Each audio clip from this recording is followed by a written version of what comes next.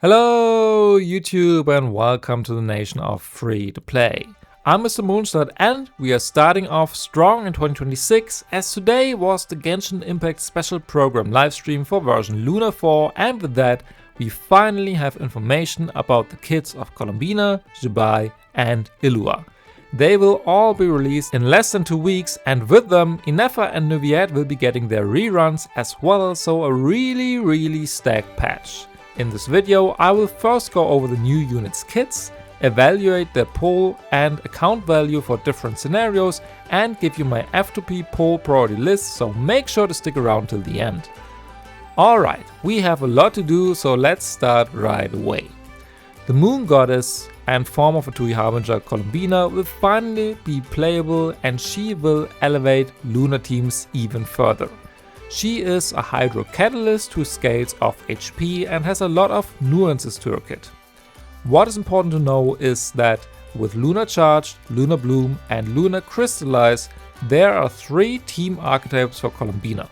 While we should all be familiar with the first 2 reactions by now, how does lunar-crystallize work? When Hydro and Geo react with either Columbina or Zibai in your party, you will trigger lunar-crystallize and 3 Geo constructs will be placed around the enemy. These are called moon drifts, and after you trigger lunar-crystallize 3 times, the constructs will resonate and deal AoE Geo damage. Just as with the other lunar reactions, lunar-crystallize hits can crit, ignore defense and take into account the entire party, not just the unit who triggers them. Also, lunar-crystallize can only trigger with the Hydro element. So while you can trigger normal crystallize with Pyro, Hydro, Electro or Cryo, the same is not true for lunar-crystallize as Hydro is required. With that out of the way, let's start with Columbina's normal attacks. The moon goddess will perform up to 3 attacks in a row, and since she is a catalyst, these will deal Hydro damage. When you perform a charge attack, you will deal AoE Hydro damage, so far so good. However, if you have at least one Verdant Dew, so these little moons that you get from triggering Lunar Bloom, Columbina's charge attack will be replaced with a special charge attack, and this attack will consume one Verdant Dew and deal 3 instances of AoE Dendro damage to enemies. This damage counts as Lunar Bloom damage. Columbina can deal Dendro damage this way, which is pretty unique for a Hydro Catalyst. She does not have the option to do the same thing with lunar-crystallize or lunar charge from her normal attacks, so this is a good option if you want to play her as a DPS. If you have Lauma but no Nefer, it is something you could consider, but it's definitely a more niche playstyle and not her main purpose. As someone who skipped Nefer but has Lauma myself though, I might try it out soon. With the normals out of the way, let's move on to her elemental skill. After using her E, Columbina will deal AoE Hydro damage and summon Gravity Ripple, which will follow your active character and continuously deals AoE Hydro damage to opponents. While this Ripple is active and you deal lunar reaction damage, Columbina will accumulate gravity points, and once you reach the cap, she will trigger a gravity interference. This interference deals damage to enemies and varies depending on what kind of lunar reaction damage you dealt most of. If you mostly dealt lunar charge damage, this gravity interference will deal AoE electro damage that counts as lunar charge damage. If you mostly dealt lunar bloom damage, it will fire 5 moon dew sigils at enemies instead, dealing Dendro damage that counts as lunar bloom damage. And if you dealt lunar-crystallize the most, this interference will deal 1 hit of Geo damage that counts as lunar-crystallize damage. To summarize, Columbina's skill will work as a form of off-field Hydro application and will deal additional lunar damage based on the team archetype you are playing. Plus, if you are in Ascending Gleam, the AoE of the skill's off-field Hydro app is increased. Next, Columbina's Burst. With her ultimate, she will deal Hydro damage and summon a domain similar to Nahida. Characters who are in that domain will gain a lunar reaction damage bonus. How much depends on your talent level. that's it, so pretty straightforward. Next, passives. When the gravity interference, so the extra lunar hit from her skill, is triggered, Columbina's crit rate is increased by 5% with a max of 3 stacks, so 15%. In addition to that, if a character triggers an electrocharged, bloom or hydro-crystallized reaction, it will be converted into the corresponding lunar reaction. Plus, she can buff lunar reactions based on her HP, so basically the same passive as Ineffa or Lauma have as well. While the domain from her burst is active, she will also grant you extra lunar charged or lunar crystallized hits, or extra verdant dews for lunar bloom, and obviously she increases your party's moon sign by 1, and as her exploration passive, when one of your party members dies in nod-krai, Columbina will revive them. This only works in the overworld though, so no global passive for domains or endgame. Still a nice quality of life upgrade for exploring the new map. That is Columbina's kit in a nutshell. In the end, she is what many players expected her to be, a 5-star upgrade over Ino, who buffs lunar teams and deals damage from off-field. She enables Lunar Charge, Lunar Bloom and Lunar Crystallize herself, and should be seen as a sub-DPS / support for Flints, Nefer and Zibai. She will also synergize very well with Lauma and Ineffa and seems to be a very strong meta character on her release. She is no DPS and also does not heal. However, since she is a Catalyst user, you could run her on a prototype Amber for some healing.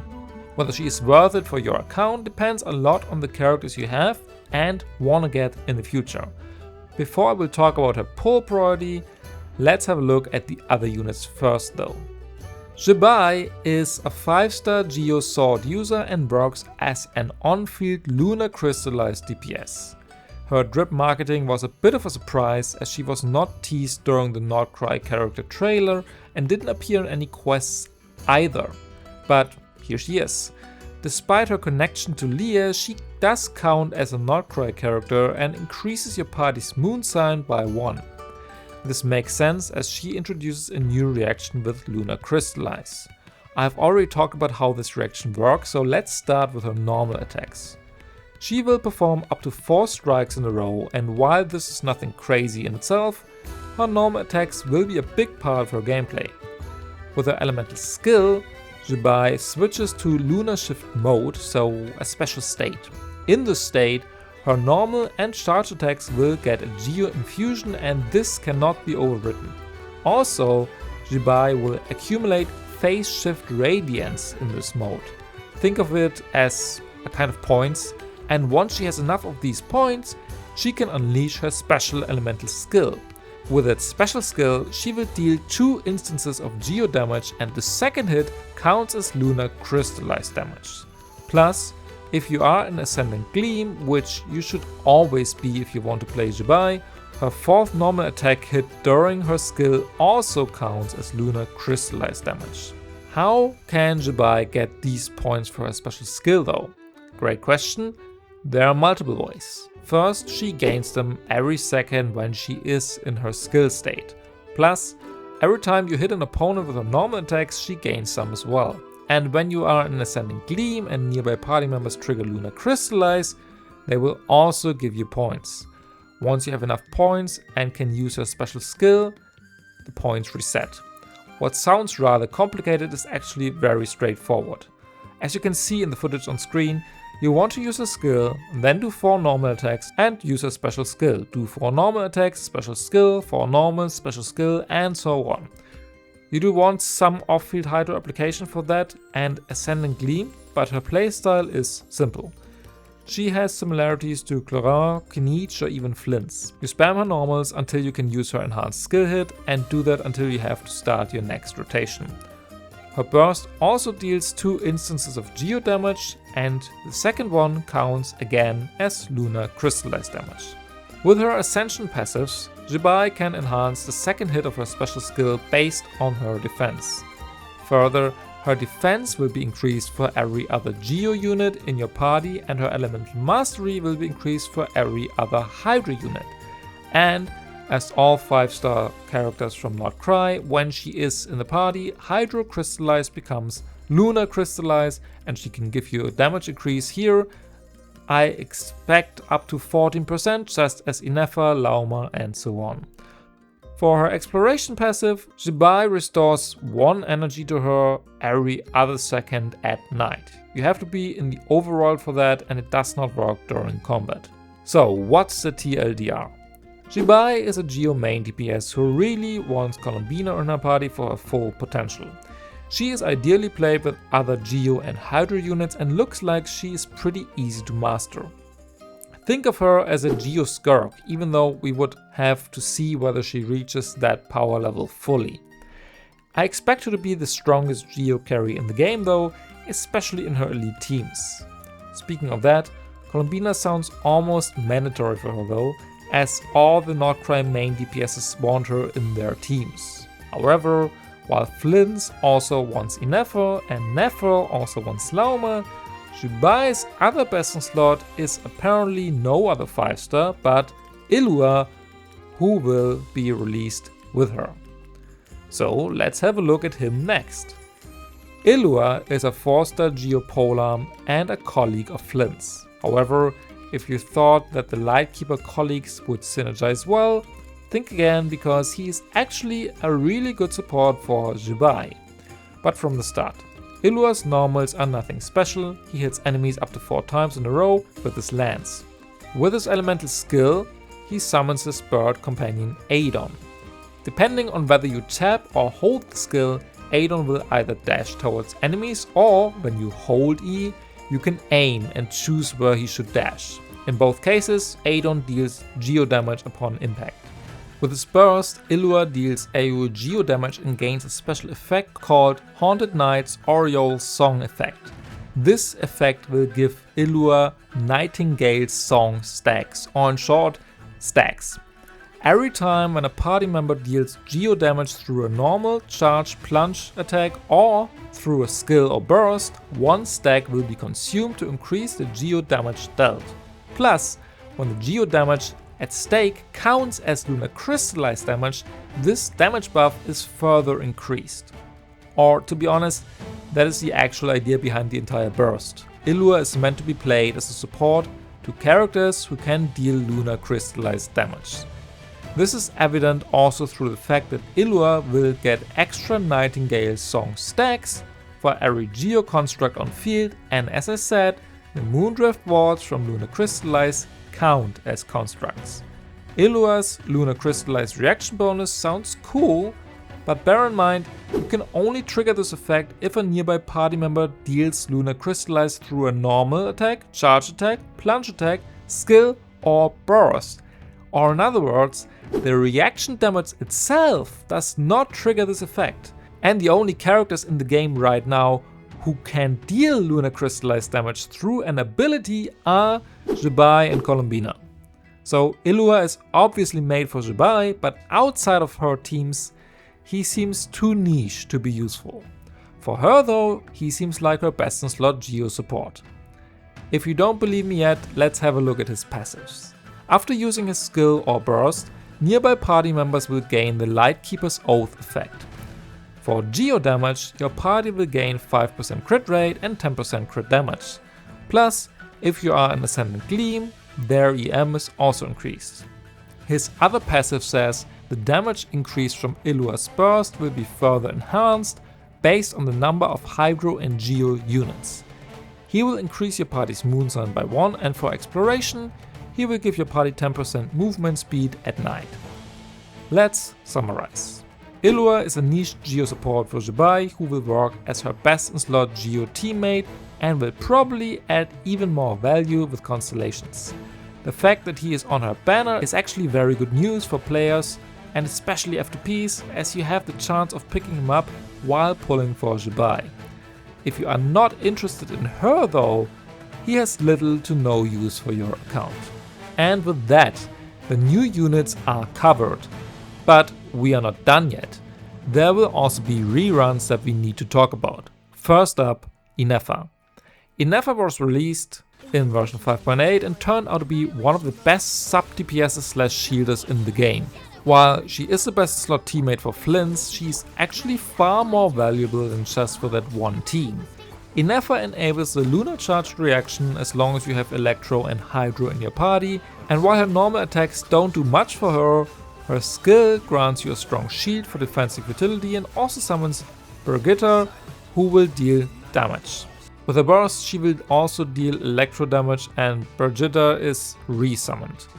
Most of Ineffa's damage comes from the thunderclouds created by the lunar charge reaction though, and since these hits ignore enemies' defense, they add a lot of value to your team DPS. Overall, Ineffa is one of the best supporting units in the meta and is also rather F2P friendly.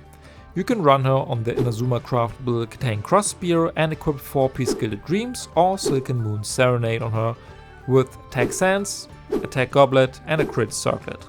Plus, she is very flexible when it comes to team compositions. As long as you have some form of Hydro, she will work, whether you play her with Neuvillette, Farina, Xingqiu or Columbina. You can also run her with other elements, Arlecchino Overwave is only one example for that. However, the fact that she is rerunning alongside the Moon Goddess herself could be a problem, especially for all the players who skipped her initially and want her for Flints. What should you do in that case? Well, we'll talk about some different scenarios when I come to my pull priority list, but Ineffa is super valuable and even more so in a Flints team. If you want both Columbina and her but don't have enough primos, I'd probably get Ineffa and wait for Columbina's rerun, as it should be sooner than Ineffa's third banner. And last but not least, let's talk about Neuvillette. It's yet another rerun for him, and so far he was always a safe pull for basically any account. He is a Hydro Catalyst DPS who focuses on charge attacks and more or less works with any unit in the game.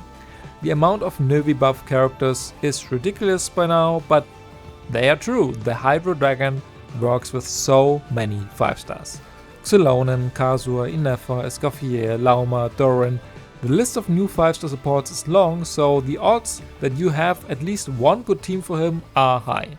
Neuvi is also F2P friendly, runs 4-piece Marchese and Prototype Amber, and is one of the strongest carries in the game in AoE scenarios. But yes, there's a but coming for the first time in forever, because Neuvillette is getting kinda old. Don't get me wrong, he is still great and can clear most abysses with the right supports. However, he is not as good in Stygian Onslaught because the AoE does not matter here, and in terms of pure DPS power, he has been power grabbed by Mavuika, Varessa, Skirk, Flints, Nefer, and the list will probably not stop here. He is a comfortable character to have, a safe bet, a reliable tool, but not the top of the meta anymore.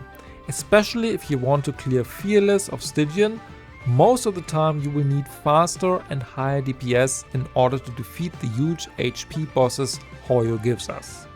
What I want to say is this: Neuvi is a great character to have in 2026, but not a great character to pull in 2026. So if you feel like you need a Hydro carry for your account or can afford a luxury pull, then he is still good value. But if you want to clear the hardest endgame, I'm not sure whether I would still get him. More often than not, the elemental requirements of a boss just ask for some Hydro, but it doesn't really matter whether you play Neuvillette or Xingqiu in, let's say, Hyperbloom.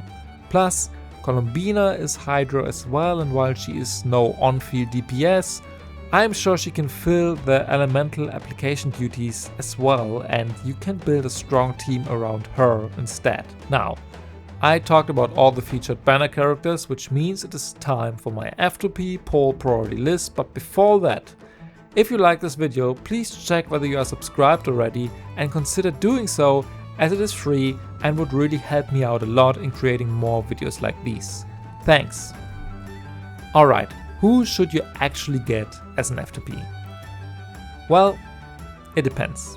Usually I just give you my ranking, but this time the 5 stars are all very good and all very different, so let's break this down into different scenarios. What if you are like me and you have 1 or 2 5-star characters from nod-krai and maybe want some more? Who has the most value? In that case, I would put Columbina as the top priority. she will make all lunar teams significantly better, deals good off-field damage and is a good enough applicator to work outside lunar teams as well. However, she is not as good without a second 5-star from nod-krai.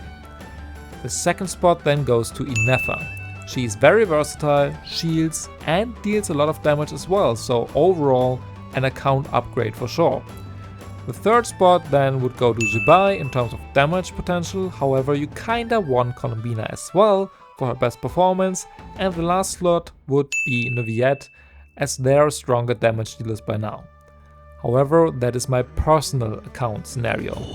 If on the other hand you have Flints, but none of the other units, Ineffa would be on 1, Columbina on 2, and you probably don't want either of the other 2.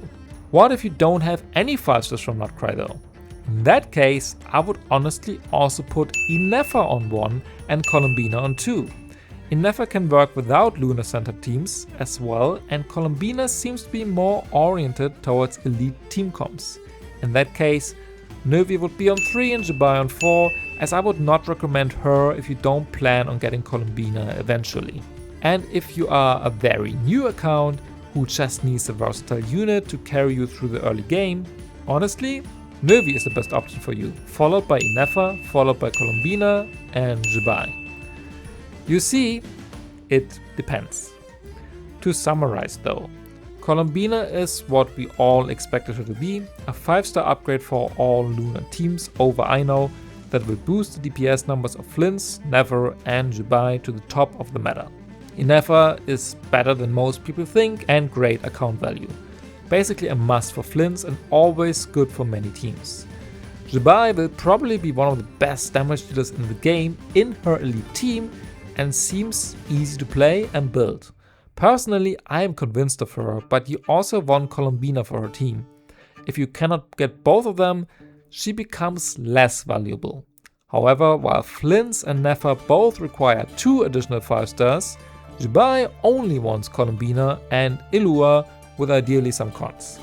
The fact that he is on her banner makes this a doable mission even for F2Ps. And Neuvillette is still good, but can't compete with the top of the meta any longer, so if you like him or want a comfortable AoE hydro carry, he's still worth it. And please, before you defend your favorites in the comments, bear in mind this is a meta approach to the game. So if you want to pull because you simply like a character's design or personality, go ahead and do so. Genshin is not all about endgame or DPS numbers. It's about having fun playing the units you want to play. As long as that's the case, you made a great pulling decision. And with that, I am done for the day.